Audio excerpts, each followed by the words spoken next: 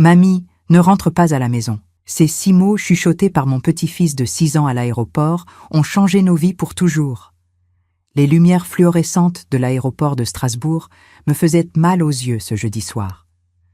J'étais fatiguée de cette fatigue qui vient de l'intérieur, vous savez, pas seulement du manque de sommeil, mais une lassitude de l'âme que je traînais depuis des mois sans vraiment comprendre pourquoi. Mon mari Bernard était à mes côtés avec ce sourire parfait qu'il affichait toujours en public.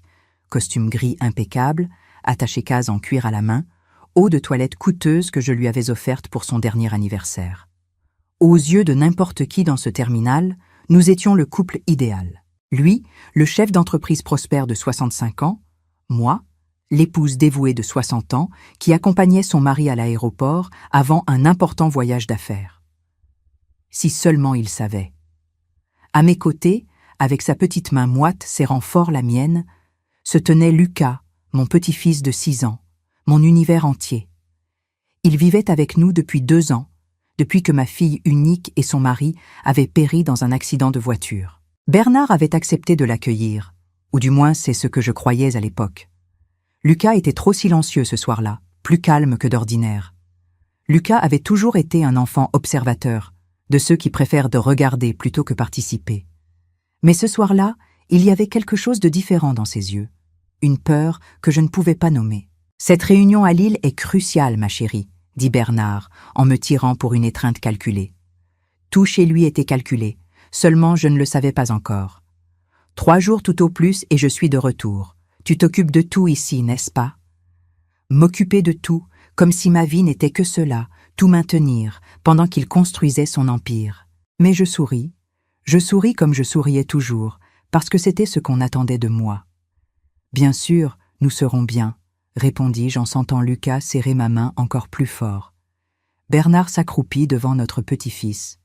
Il posa ses 2 mains sur ses épaules de cette façon qu'il faisait toujours quand il voulait paraître le grand-père parfait. « Et toi, champion, tu veilles sur mamie pour moi ?» Lucas ne répondit pas. Il hocha simplement la tête, les yeux fixés sur le visage de son grand-père. Ce regard était comme s'il mémorisait chaque détail, chaque trait, comme s'il voyait Bernard pour la dernière fois. J'aurais dû le remarquer. J'aurais dû sentir que quelque chose n'allait pas là, tout de suite. Bernard embrassa le front de Lucas, puis le mien. « Je vous aime. À bientôt. » Puis il se retourna, prit sa valise à main et marcha vers la porte d'embarquement. Lucas et moi sommes restés là, debout, au milieu de cette foule d'adieux et de retrouvailles, le regardant disparaître. Quand finalement je ne pus plus voir Bernard, je respirai profondément. « Allez, mon chéri, rentrons à la maison. » Ma voix sortit fatiguée. Nous avons commencé à marcher dans le long couloir de l'aéroport, nos pas résonnant sur le sol de marbre. Lucas était encore plus silencieux maintenant, et je pouvais sentir la tension dans son petit corps à travers la menotte qui serrait la mienne. Ce fut seulement quand nous arrivâmes près de la sortie, quand les portes automatiques en verre étaient déjà en vue, qu'il s'arrêta net. « Lucas, qu'est-ce qu'il y a ?» C'est alors qu'il me regarda. Et mon Dieu, ce regard, je ne l'oublierai jamais. C'était de la terreur pure, ce genre de peur qu'un enfant de 6 ans ne devrait même pas connaître. « Mamie, » chuchota-t-il d'une voix tremblante, « on ne peut pas rentrer à la maison. » Mon cœur fit un bond étrange dans ma poitrine. Je m'accroupis devant lui, tenant ses 2 petits bras. « Comment ça, mon chéri? Bien sûr qu'on rentre à la maison. Il est tard. Tu as besoin de dormir, non? »« Non !» Sa voix sortit plus forte, désespérée. Quelques personnes tournèrent la tête pour nous regarder. Il avala sa salive et continua, maintenant dans un chuchotement urgent. « Mamie, s'il te plaît, on ne peut pas rentrer. Crois-moi cette fois, s'il te plaît. » Cette fois, ces 2 mots me firent mal, parce que c'était vrai. Des semaines auparavant, Lucas m'avait raconté qu'il avait vu une voiture étrange stationnée devant notre maison. La même voiture, 3 nuits de suite. Je lui avais dit que c'était une coïncidence. Des jours plus tard, il avait juré avoir entendu papy parler à voix basse dans le bureau à propos de régler le problème une fois pour toutes. Je lui avais dit que c'était des affaires de travail, qu'il ne devait pas écouter les conversations des adultes. Je ne l'avais pas cru, et maintenant il me suppliait avec des larmes commençant à se former dans ses petits yeux bruns. « Lucas, Explique-moi ce qui se passe. Ma voix sortit plus ferme que je ne me sentais à l'intérieur. Il regarda autour de lui comme s'il avait peur que quelqu'un puisse l'entendre. Puis il me tira par le bras, me faisant me pencher encore plus près de lui, et chuchota à mon oreille. Ce matin très tôt, je me suis réveillée avant tout le monde. Je suis allée chercher de l'eau et j'ai entendu Papy dans son bureau. Il était au téléphone. Mamie, il a dit que ce soir, quand nous serions endormis, quelque chose de grave allait se passer, qu'il avait besoin d'être loin quand cela arriverait, que nous n'allions plus être sur son chemin. Mais avant de continuer, vérifiez si vous êtes déjà abonné à la chaîne et dites-nous en commentaire de quelle ville ou pays vous nous regardez. Nous aimons beaucoup savoir jusqu'où nos histoires voyagent. Mon sang se glaça. Lucas, tu es sûr? Tu es sûr de ce que tu as entendu? Il hocha désespérément la tête. Il a dit qu'il y avait des gens qui allaient s'en occuper. Il a dit qu'il allait enfin être libre. Mamie, sa voix n'était pas la voix de Papy. Elle était différente, terrifiante. Mon premier instinct fut de nier, de dire que c'était son imagination, qu'il avait mal compris, que Bernard, jamais. Mais alors je me souvins de choses, de petites choses que j'avais ignorées. Bernard augmentant l'assurance vie il y a 3 mois, disant que c'était juste une précaution. Bernard insistant pour que je mette tout, la maison à Strasbourg, la voiture, même le compte joint, uniquement à son nom. Ça facilite les impôts, ma chérie. Bernard se mettant en colère quand je mentionnais que je voulais reprendre le travail. Ce n'est pas nécessaire. Je m'occupe de tout. Les appels étranges qu'il prenait enfermés dans le bureau, les voyages de plus en plus fréquents.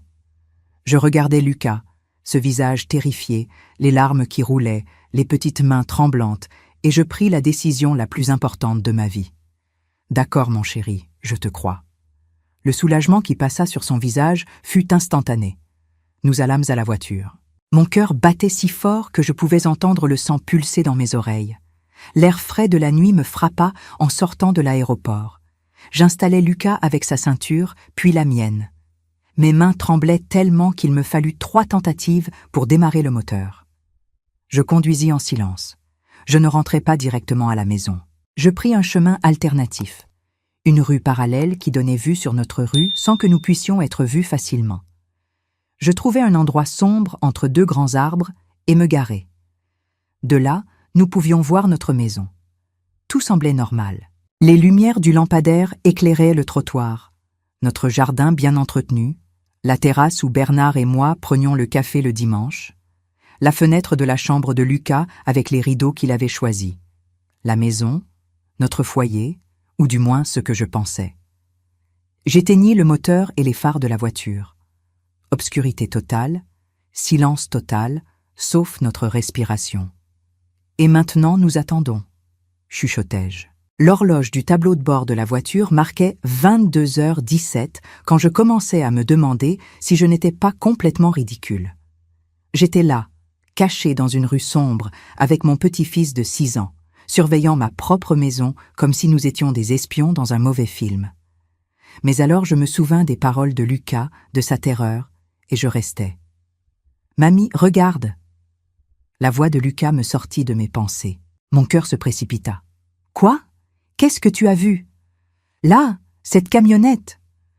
Je suivis la direction de son petit doigt. Une camionnette s'engageait dans notre rue, mais ce n'était pas n'importe quelle camionnette. C'était un fourgon sombre, sans aucun autocollant, sans plaque d'immatriculation visible à l'avant. Les vitres étaient teintées, si sombres qu'il était impossible de voir qui était à l'intérieur. Le fourgon ralentit en passant devant les maisons, trop lent pour être quelqu'un juste de passage. C'était comme s'il cherchait. Ma respiration resta coincée dans ma gorge quand le fourgon s'arrêta, exactement devant notre maison. « Ce n'est pas possible, » chuchotai-je. « Ce n'est pas possible. » Mais ça l'était. Les 2 portes avant s'ouvrirent. 2 hommes sortirent. Même de loin, même avec le peu d'éclairage, on pouvait voir que ce n'étaient pas des techniciens ou des livreurs ou quoi que ce soit de normal. Ils portaient des vêtements sombres, des vestes à capuche, et la façon dont ils se déplaçaient était furtive, calculée.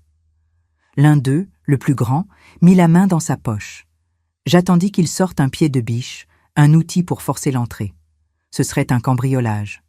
Je pourrais gérer un cambriolage. Mais ce qu'il sortit de sa poche fit que mon monde s'écroula. Une clé. Il avait une clé de notre maison. L'homme ouvrit le portail comme s'il était chez lui, sans forcer, sans casser, simplement ouvrit, puis marcha jusqu'à la porte principale, où il répéta le processus. Une autre clé. La porte s'ouvrit doucement. Seules 3 personnes avaient les clés de notre maison. Moi, Bernard et la clé de secours qui était dans son bureau dans le tiroir fermé à clé du bureau. Les 2 hommes entrèrent dans ma maison. Ils n'allumèrent pas les lumières. Je pus voir des faisceaux de lampes torches danser derrière les rideaux. Puis, je sentis l'odeur. Au début, je pensais que je l'imaginais, mais elle devint plus forte. Une odeur chimique, forte, de l'essence. « Mamie, quelle est cette odeur ?» demanda Lucas. Et c'est alors que je vis la fumée. Elle commença petite, juste un filet fin sortant de la fenêtre du salon, puis un autre de la fenêtre de la cuisine. Et alors je vis la lueur, cette lueur orange sinistre qui ne peut signifier qu'une chose, le feu. Les flammes grandirent vite, terriblement vite. En quelques minutes, le salon était totalement envahi. Le feu léchait les murs, brisait les vitres. Ce fut alors que les sirènes commencèrent. Quelqu'un avait dû voir la fumée et appeler les pompiers. Le fourgon sombre sortit à toute vitesse, sans allumer les phares, disparaissant au coin de la rue quelques secondes avant que le premier camion de pompiers n'apparaisse. Je tremblais tellement que je pouvais à peine tenir debout. Lucas m'embrassait par derrière, son petit visage enfoui dans mon dos en sanglotant. « Lucas avait raison, murmurai-je.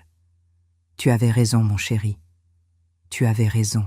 Si nous étions rentrés à la maison, si je ne t'avais pas cru, nous serions là-dedans maintenant, endormis, sans savoir. » Mon téléphone vibra dans ma poche. Avec des mains tremblantes, je le pris. C'était un message de Bernard. « Ma chérie, je viens d'atterrir. J'espère que toi et Lucas dormez bien. Je vous aime. À bientôt. » Je lus le message 1 fois, 2, 3. Chaque mot était un couteau. Il le savait.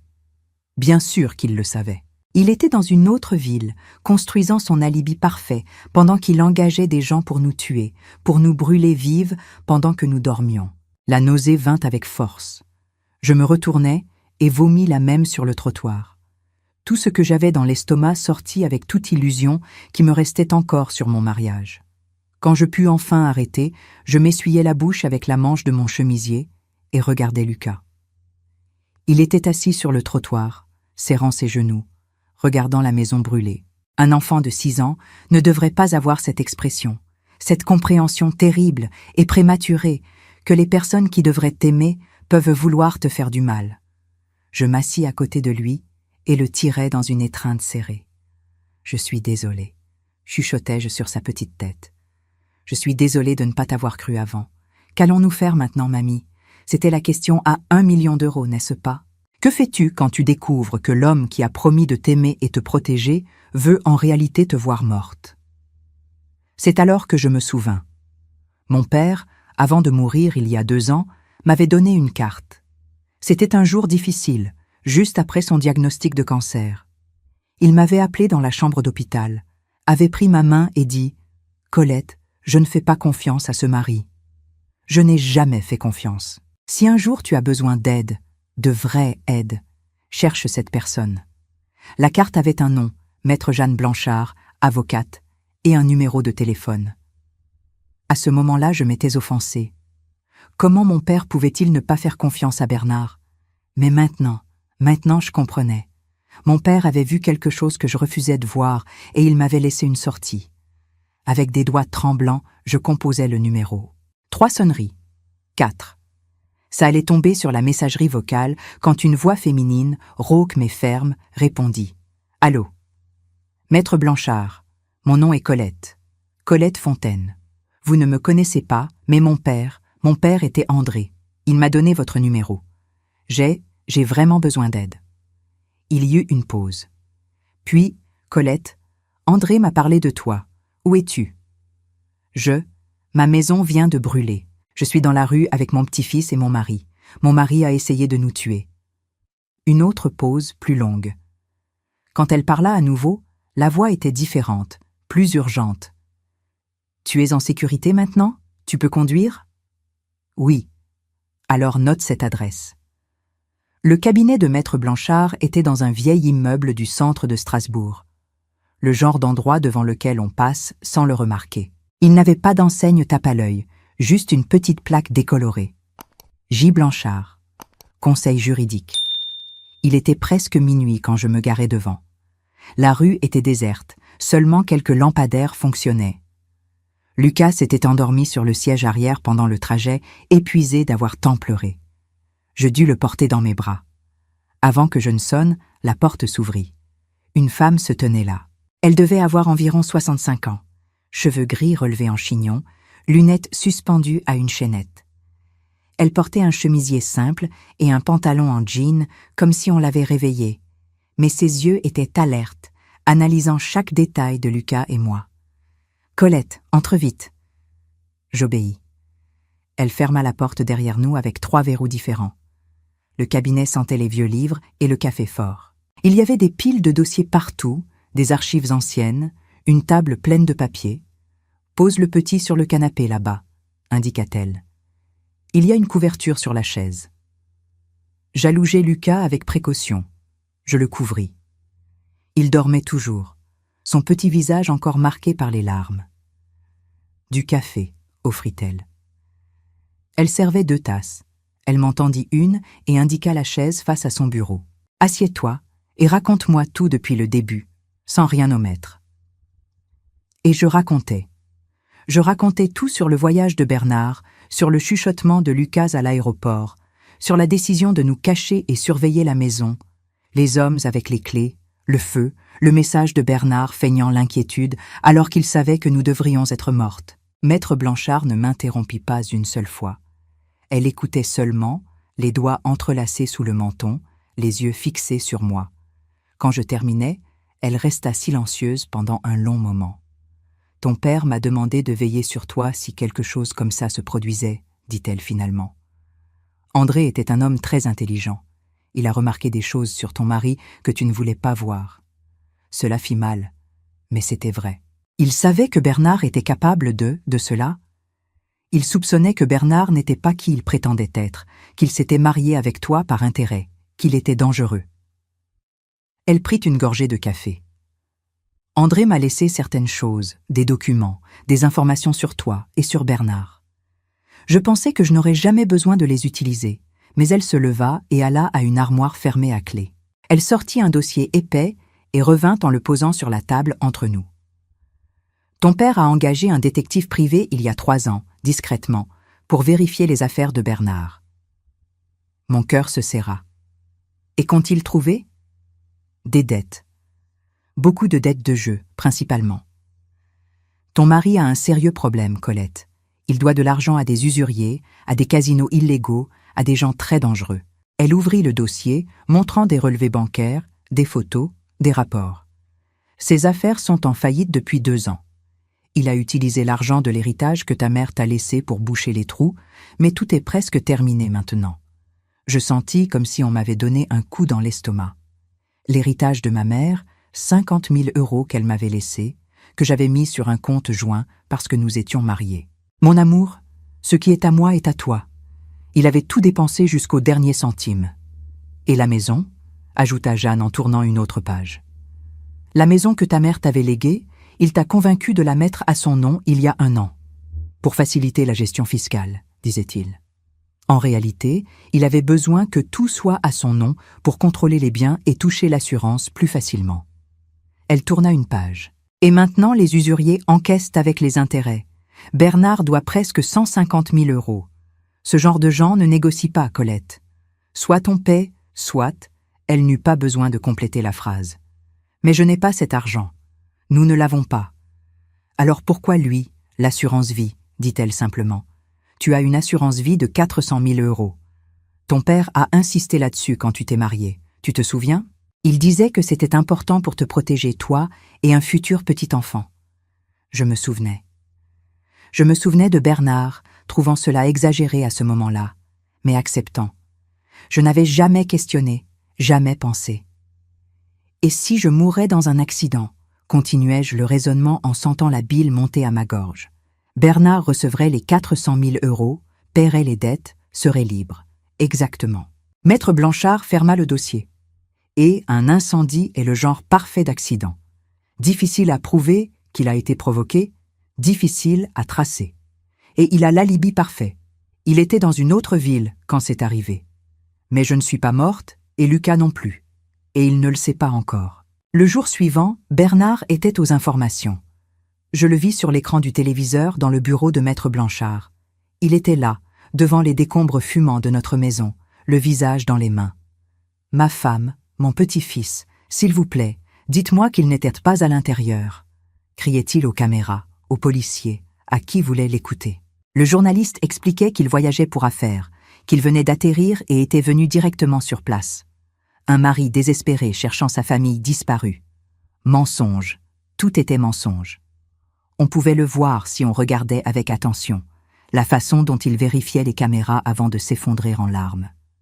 Comme ses yeux étaient secs même avec les mains couvrant son visage. « Il cherchera les corps toute la journée, » dit Maître Blanchard. « Quand il ne les trouvera pas, il commencera à soupçonner.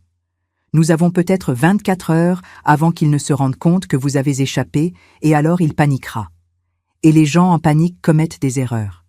Nous avons besoin de ces documents, surtout s'il a été assez stupide pour garder quelque chose qui le connecte aux hommes qu'il a engagés. Mais comment ? La maison est entourée de police maintenant. Elle le sera pendant quelques heures, mais la nuit, quand il ira à l'hôtel, parce qu'il ne voudra pas dormir dans une maison brûlée, nous pourrons entrer. Vous voulez que j'entre dans ma propre maison ? Techniquement, ce n'est pas une effraction si tu y vis. Elle sourit de cette manière froide. Et de plus, nous allons avoir besoin de preuves, d'évidences, quelque chose de solide qui prouve que Bernard a planifié tout ça. Ça avait du sens, un sens terrifiant, mais ça en avait. « Je viens avec toi, » dit Lucas soudainement. « Hors de question. Tu restes ici. Mamie, je sais où papy cache les choses. Il y a des endroits que tu ne connais pas. Je sais parce que j'observe. J'observe toujours. » Et il observait vraiment. Mon petit-fils silencieux, que tous croyaient timide, était en réalité incroyablement attentif. Il remarquait des choses qui m'échappaient. « Il a raison », acquiesça Maître Blanchard. « Les enfants voient ce que les adultes ignorent. S'il y a quelque chose de caché, il saura où chercher. » Le jour passa lentement. Nous sommes restés enfermés dans le cabinet en regardant les informations, en regardant Bernard faire son théâtre. Il donna des interviews à 3 chaînes différentes, toujours avec la même histoire. Par les caméras de sécurité du quartier auxquelles Maître Blanchard avait accès grâce à un contact, nous vîmes Bernard être emmené au commissariat pour faire sa déposition. Nous le vîmes revenir et rester devant la maison détruite pendant des heures. Et alors, finalement, quand le soleil commença à se coucher, nous le vîmes monter dans une voiture et partir. « Maintenant », dit Maître Blanchard. Nous conduisîmes en silence jusqu'à près du quartier. Mais nous n'entrâmes pas par le devant. Maître Blanchard connaissait un passage à l'arrière où le mur était plus bas, et il n'y avait pas de caméra. Nous escaladâmes le mur. Enfin, elle et moi escaladâmes. Lucas, nous le passâmes par-dessus. « 21 minutes, » chuchota Maître Blanchard. « Vous entrez, vous prenez ce dont vous avez besoin, vous sortez. Je reste ici à surveiller. » Je pris la main de Lucas et nous marchâmes jusqu'à la maison ou ce qui en restait. La porte arrière, celle de la cuisine, était partiellement brûlée, mais on pouvait encore l'ouvrir. Nous entrâmes. Mon Dieu, la destruction était totale. Les murs noirs, le plafond partiellement effondré, odeur de cendres et de produits chimiques. « Le bureau » chuchotai-je à Lucas. « Où est-il » Il me guida en passant par le salon détruit, en montant les escaliers précaires. Le bureau de Bernard était au 2e étage et miraculeusement, il ne s'était pas autant brûlé que le reste. La porte était coincée, mais je pus la forcer. Le coffre-fort était là, encastré dans le mur derrière un tableau. Je composais la date de naissance de Bernard.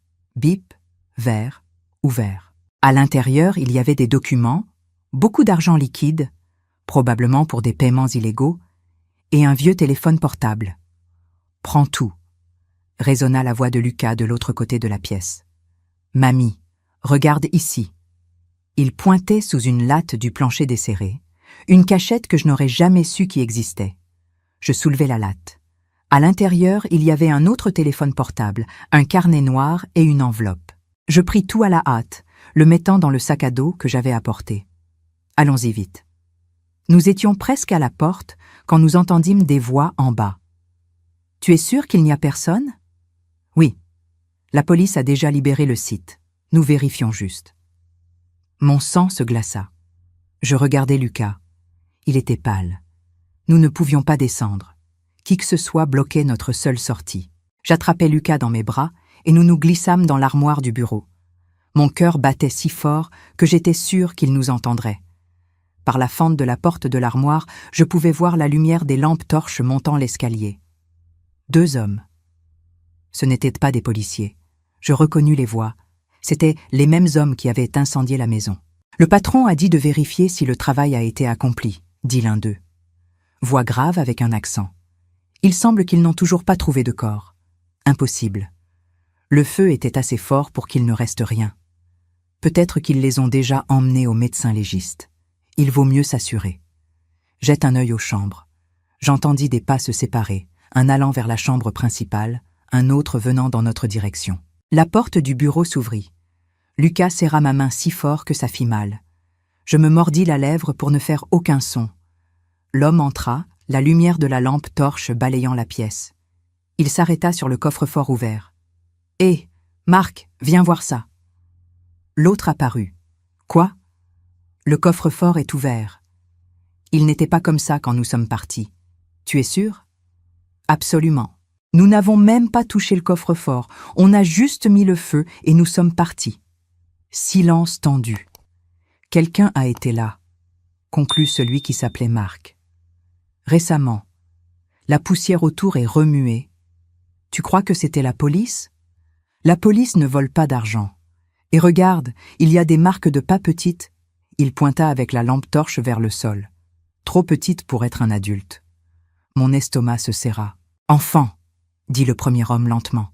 « Tu crois que... » « Je crois que nous avons un problème. » Marc sortit un téléphone portable de sa poche. « Je vais appeler le patron. Il a besoin de savoir.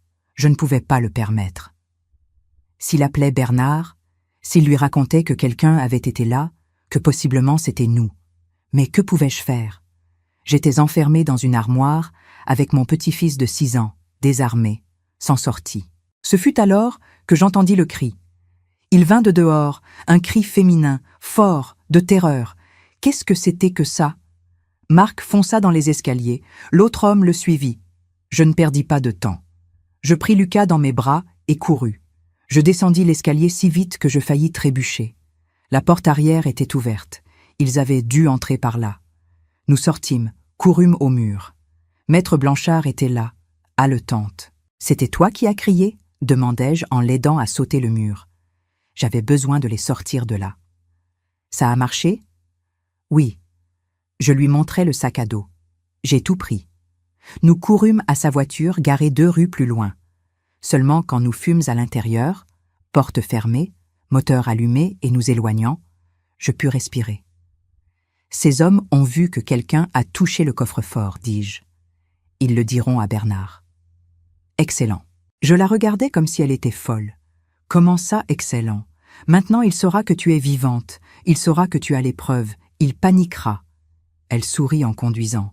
Et les gens en panique font des bêtises.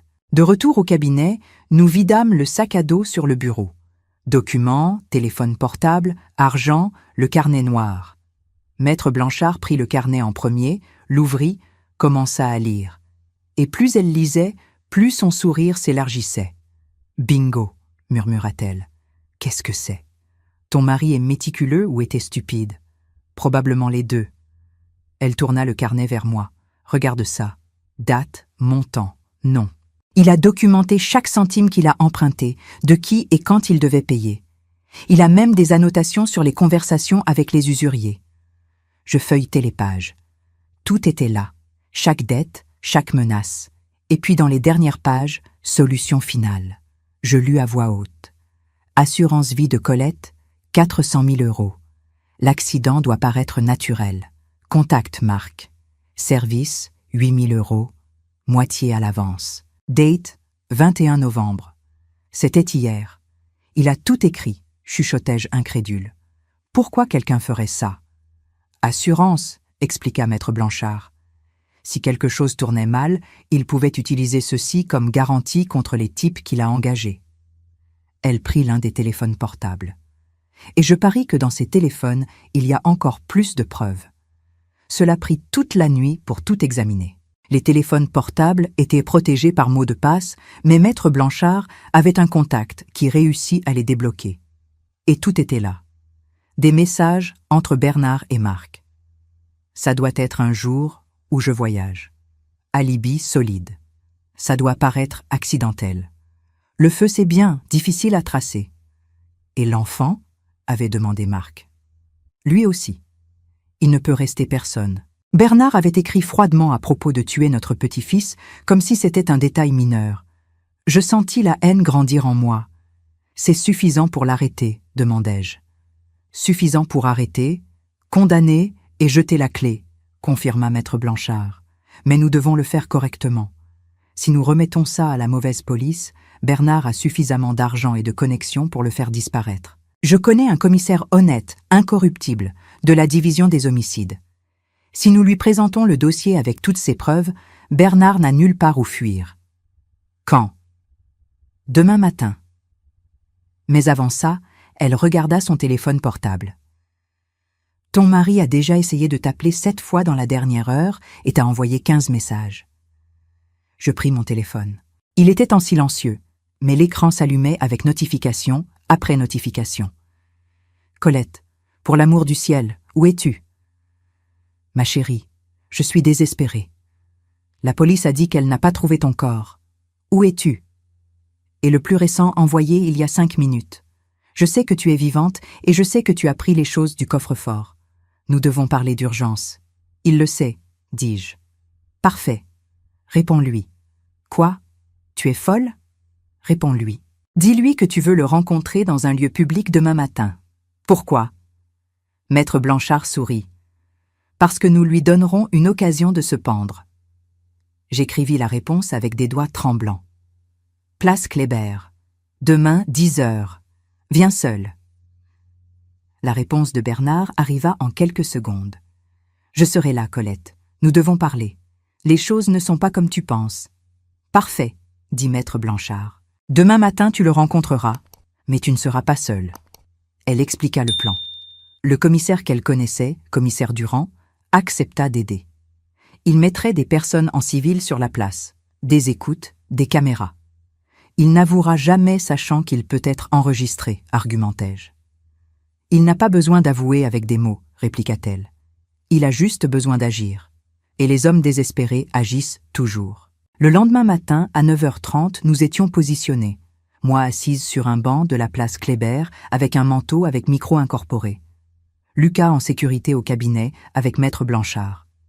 Le commissaire Durand et son équipe dispersés dans la place, déguisés en sans-abri, vendeurs ambulants, personnes promenant leurs chiens. Et alors, je vis Bernard. Il apparut ponctuellement à 10 heures. Il portait des vêtements froissés, des cernes profondes, une barbe non rasée. Il me vit et courut pratiquement. « Colette, Dieu merci, tu vas bien. » Il tenta de m'embrasser. Je reculai. « Ne me touche pas. » Le masque glissa pendant une seconde. Je vis la rage dans ses yeux. « Ma chérie, je sais que tu as peur, mais tu dois m'écouter. » T'écouter dire quoi, Bernard? Que c'était une erreur? Que les hommes qui ont incendié notre maison avec nos clés étaient juste des cambrioleurs? Tu as vu. J'ai tout vu. J'étais là. Lucas et moi avons tout vu. Il pâlit. Pas ici. Allons dans un endroit privé. Je ne vais aller nulle part avec toi. Parle ici maintenant.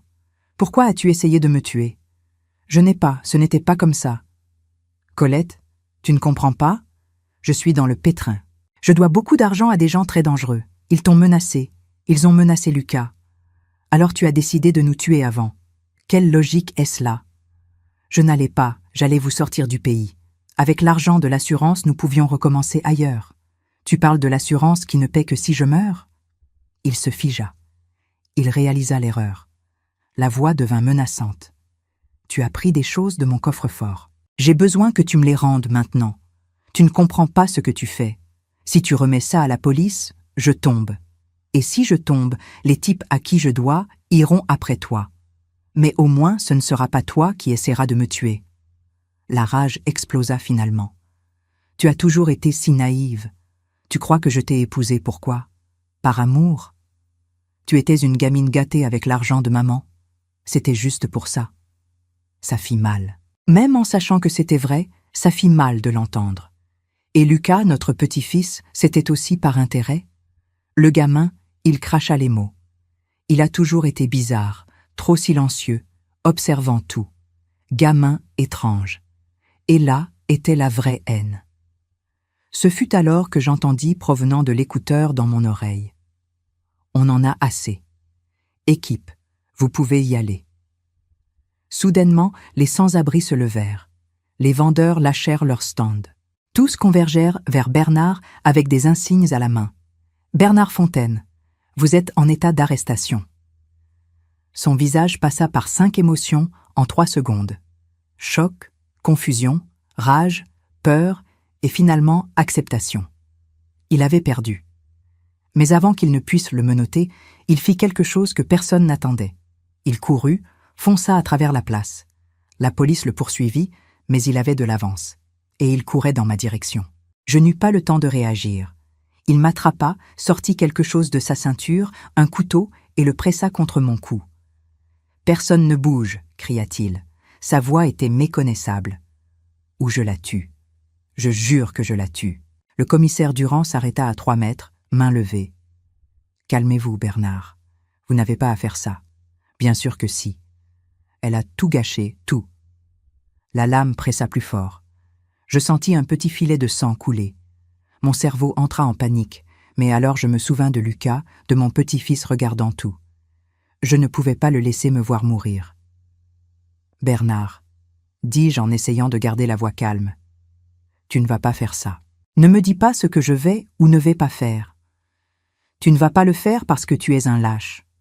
Tu l'as toujours été. » Je tournai légèrement la tête, le regardant dans les yeux. Les lâches ne tuent pas en regardant. Ils engagent d'autres personnes. Et même en ça, tu as échoué. Le couteau trembla dans sa main.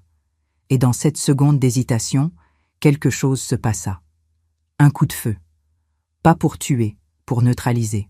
Un tireur d'élite que je n'avais même pas vu toucha la main de Bernard. Le couteau tomba. Il cria de douleur et en quelques secondes, il était au sol, menotté, entouré de policiers. Je tombai à genoux en tremblant. Le commissaire Durand m'aida à me relever. « C'est bon, c'est fini. » Je regardais Bernard être traîné vers la voiture de patrouille. Il criait, donnait des coups de pied, menaçait. « Ça ne se termine pas ici, Colette. Tu vas payer. » Vide. Toutes ces menaces étaient maintenant vides. Bernard fut placé en détention provisoire immédiatement après son arrestation. La mise en examen intervint quelques jours plus tard pour tentative d'homicide qualifié sur 2 personnes, incendie criminel et fraude. Les mois qui suivirent furent longs. L'instruction judiciaire prit du temps, comme toujours dans le système français. Il y eut des expertises psychiatriques, des contre-expertises, des auditions interminables.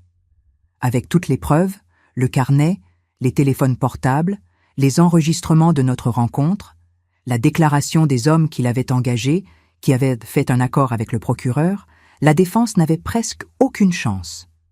8 mois après son arrestation, le procès eut enfin lieu aux assises. Ça dura 1 semaine. Je n'y allais pas. Je ne voulais plus jamais voir son visage. Mais Maître Blanchard y alla chaque jour. Elle m'envoya un message quand le verdict tomba. Bernard fut condamné à 20 ans de réclusion criminelle. Tentative d'homicide, qualifiée sur 2 personnes, incendie criminel, fraude. « Justice a été rendue », m'écrivit Jeanne. « Justice ». Le mot semblait étrange, parce que ça ne semblait pas juste que 8 ans de ma vie aient été un mensonge. Mais au moins, nous étions vivantes et libres. Dans les mois suivants, je dus tout reconstruire. Documents, identité, compte bancaire, maison. J'obtins l'accès à l'argent de l'assurance de la maison. Ce n'était pas beaucoup, mais c'était suffisant pour recommencer. Maître Blanchard m'aida avec toute la paperasse. Plus que ça, elle devint une amie, peut-être la première vraie amie que j'avais eue. Ton père savait que tu allais avoir besoin de moi un jour, me dit-elle un après-midi en prenant le café. Lucas allait en thérapie. La thérapeute disait qu'il était résilient. Les enfants sont plus forts qu'on ne l'imagine. Même fort, il faisait des cauchemars. Il se réveillait en criant, disant qu'il y avait du feu. Dans ces nuits-là, je restais avec lui. Je le serrais dans mes bras, je lui chantais, et petit à petit, il se rendormait. Je commençais à retravailler. J'obtins un emploi dans une association qui aidait les femmes victimes de violences domestiques. Je comprenais par quoi elles passaient, et je pouvais dire de tout cœur, « Ce n'est pas de votre faute, ça ne l'a jamais été. » Maître Blanchard m'offrit un partenariat dans son cabinet après 1 an. « Tu as du talent pour ça et de la passion. » J'acceptais. Je retournais étudier. Je fis un cours accéléré de droit. Je passai l'examen du barreau. Ce ne fut pas facile. À 60 ans, retourner au livre est un défi. Mais je réussis et je devins avocate, spécialisée en droit de la famille et cas de violence domestique. J'utilisais la douleur pour aider d'autres personnes. 3 ans après l'incendie, nous déménageâmes dans une vraie maison. Petite, simple, mais nôtre.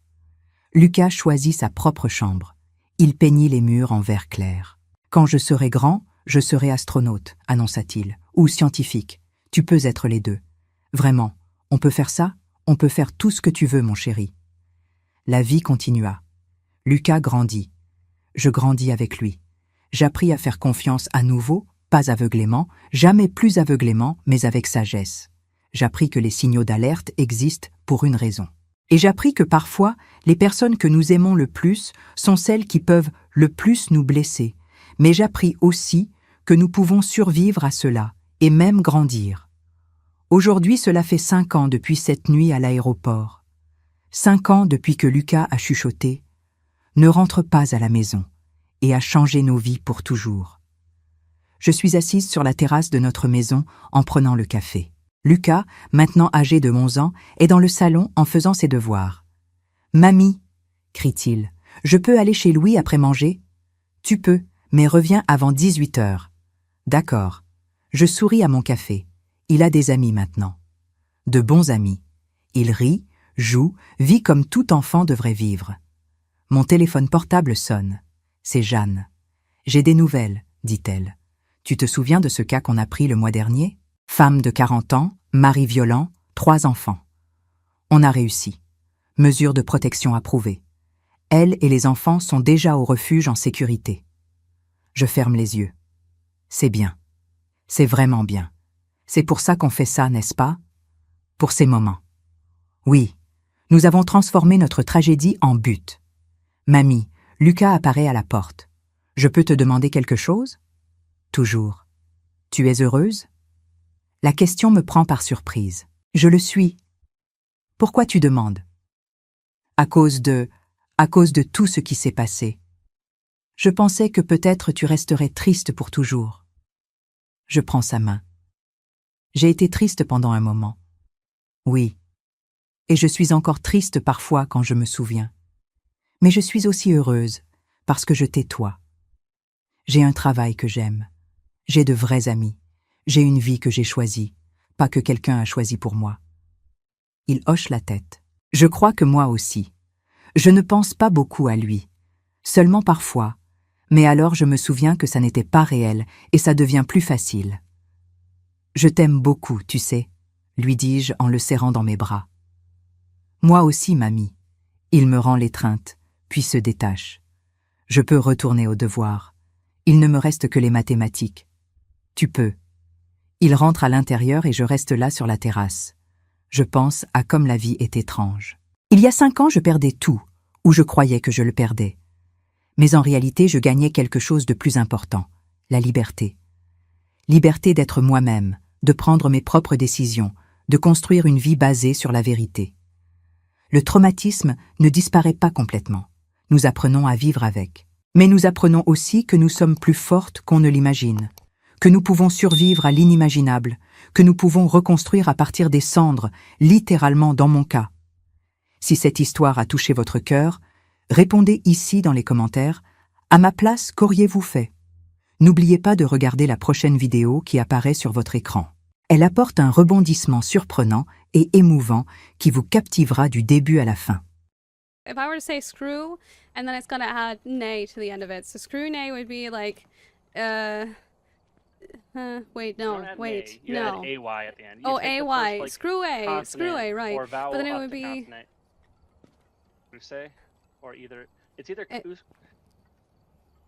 Take the first it was a letter. horrible one to do. Yeah. Three consonants in a row, and I don't actually Okay. know where you take off like the first okay, one. so it would be, Screw Crusay. Okay, Crusay, got it. Thanks. Okay, that helps. I think if Did you you see go the kitty up into treats the redeem? first I actually missed consonant, that, but I unless will. It's like a consonant that only has a sound with. I another just. consonant. Thank you, me. I So just got screw it would be explained. crusay. Crusay. Yeah, I just got that. Kind of like crucifix, except crucifix would be. Rusicay? Crucifix. Crucifix Crucifix, say? yeah. Okay? I don't Say know. okay. Anyway, it's I think weird. either It's would be weird. fine. Pig Latin, though, we're gonna go ahead and do two things. We're gonna take down the fishing first and foremost. Thank you, Mihi. Second yeah, thing we're it's all going to good do is Pig Latin challenge, alright? So, Pig Latin speaking. Alright, I'm gonna try my best on this Excellent. one. That's perfect. Baxter, good to for see you. It's no longer Sunday. However, I appreciate that. Thank you for the 100 biddies. You know, I wish it were still. Crucifix K. It's so strange. I'm gonna probably have a very hard time on this round, but we're gonna try. We're gonna do our best. All right, so I'm ready to go whenever you are, Pro. What? Hold up. Well, wait. Hang on. You'll do just fine. You'll do just fine. Thanks. I appreciate you. I do. Alright. Yeah, I'll try. You'll try. Wait. Oh, I believe in you. Thanks. I'm starting to understand Pig Latin. It's coming to me. It's coming to me. Welcome back, Greybeard. Happy 65. Thank you for the 65 stream streak. I really appreciate the support. I'm happy I don't have to be the receiving end of that run. You know, that's very fair, rather, that's very fair to me. That's very, very valid. The good news is, I don't have to do it the rest of you. I don't have an open mic, so I'm safe there. Alright, John Cray, otherwise known as Ohen J, and Cray, which is going to be Ray K. Okay, so John is now... I hate this. I just need you to know. All right. Anjay Ray K. Yeah, Anjay Ray K. Yeah. Okay, I understand it actually. Okay, Anjay Ray K. Anjay Ray K. Yes. So if anyone makes me do a Bloody Mary, all I see is Itchpay. Yeah, you do. 3 unique videos. We need to get the ghost to blow out a firelight and repel the ghost with incense. We can do that. No, you're fine. No worries at all, Greybeard. I hope your teeth are feeling alright. I'm sorry you had to get a crown put back in. Juan, good to see you. Hope you're having a wonderful day so far. Welcome on in. Also, thank you for the kind words. Appreciate that, Greybeard. Juan, you said, ladies and gentlemen, boys and girls of all ages, we are here with the lovely and beautiful lady, the one who constantly battles with her health. Yeah. To create more content, the lady with the sweet angelic voice. She is the one, the only, the unstoppable gamer herself, Silverlark Gaming. Thank you for the kind words. Also, very good to see you, Juan. How is work treating you lately? How are you doing? I hope you've been doing alright. We're gonna go ahead and grab 2 things here. I'm gonna definitely want to grab one of these guys. I just got my official offer letter. Let's go. Hells yeah, let's go. I'm happy to hear that, Caught. I'm so glad that it's working out great. We're going to go ahead and do 2 things here, guys. We are going to be looking for our bone pretty much immediately. We also need to look for our rabbits, alright? That's going to be very important, very quickly. We don't have my favorite hiding spot. That's very unfortunate because, I'll be honest, I don't know how many people have had this happen to them. These are not as safe as they appear, okay? I know it looks like a hiding spot, and ideally it should be. However, Phasmo is a perfectly working game, and there are definitely no ghosts that will absolutely just run through a whole thing of coolers at you. Definitely not. I can't say good to know. How do I say that? Udzgay,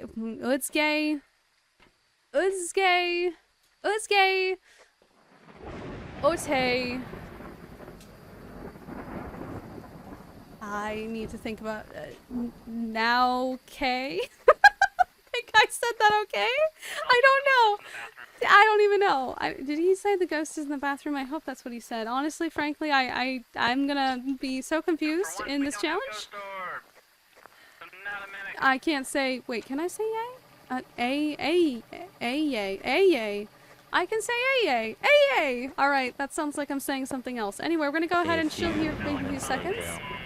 I have no idea what he just said. I honestly, I don't know. SpongeBob a few moments later. Yes. Also, I don't think that played. It's strange. I feel like it froze. I think it was trying to play, and then it looks like... Did it actually go through for you guys? You're doing well. You wanted to point out how you constantly battle with your health, and we still worry about you and love you dearly. I really appreciate the fact that you guys are so understanding. I'll be honest, guys. I feel so bad whenever my health, like, impacts my ability to stream, and I tend to battle with a lot of guilt over not being able to stream consistently, because I really want to. But the fact that you guys, time and time again, still come back, and you're just so sweet and kind to me. I'm trying not to cry, okay? But it means a lot. Just let it be known that it means a lot. Thank you for the kind words. I appreciate that one. You know what? The second I can get out of this mold house, it will be so much better for health reasons. I will feel so much better. There is a wait, how do I say that? Kuma Uku? Payu Kuma Uku? I think that's how you pronounce that Pokemon's name. If you want to try and capture something that's definitely not a poo, definitely feel free to do exclamation point Pokecash and or Pokestart. Maybe thirded? Wait, also seconded, thirded? Wait, what about what? Sorry? How do I say repeat that to pro? Okay, repeat would be Epeat Ray, Athe? I think I said that? No? Hate?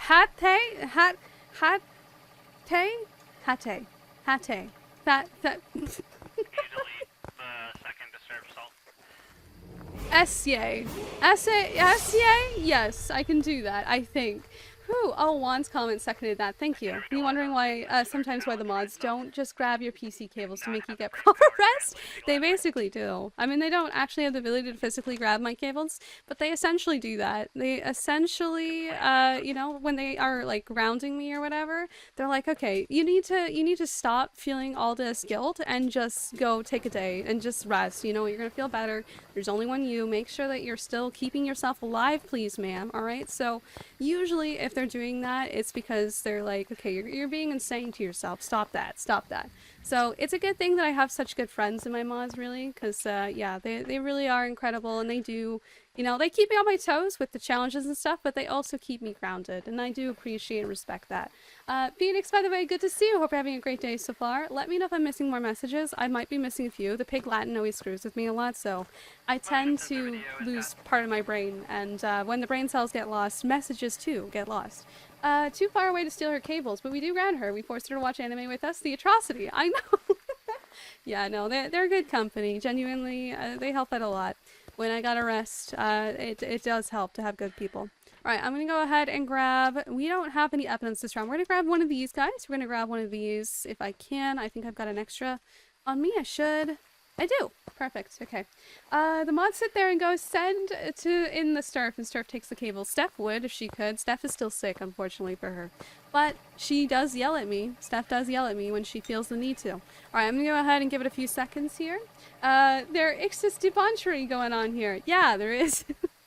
There is debauchery. Alright, we're gonna go ahead and do a few things. So, since this ghost is a John, we know 3 things. 1, it's not a Banshee, it's not a Dayan, it is not a Wraith. Wait. How do I say I'm sorry? I'm a... Ori say? I'm sorry? I think I said that okay? I don't even know anymore. Anyway, I got an extra video that we did not need. My bad. Alright, let's go ahead and delete that. So we have... we have so many disturbed salts. I'm not paying attention. I am so screwed. Alright, let's go ahead and chill here. Hopefully we can get at least one of these. I asked you to delete a disturbed self video, and your response was, I'm gonna take more. How do I say remember? Don't make me delete it. Ember Ray? Ember Ray. Aune. Okay, I remember now. Something about some video. I don't know what he asked me to do. I'll be honest, I'm not paying enough attention. Paranormal Whisper though, yay! So just think about it this way. If you don't get proper rest, you'll be out of commission longer than if you took care of yourself. It's true. And technically that is really solid logic. And I want to apply that to my life more. In fact, I'm trying my best to take that kind of advice. Because you're right. You do get worse if you don't take care of yourself when you need it. However, Anime Dragon Freak, good to see you. However, I am a really, really harsh being to myself. The amount of grace that I give to everyone except for me is actually a little insane, and I'm trying to be better about that. I'm trying to be the, how people say, like, be the change you want to see. I do think that people should be, taking better care of themselves, not guilting themselves about that. And there are some days where I'm really good about doing the same things that I would, it's like following the example that you preach or whatever. And then there's days where I just don't, because some part of my brain is just being really mean to me. It's like, you can't stop. But I'm trying to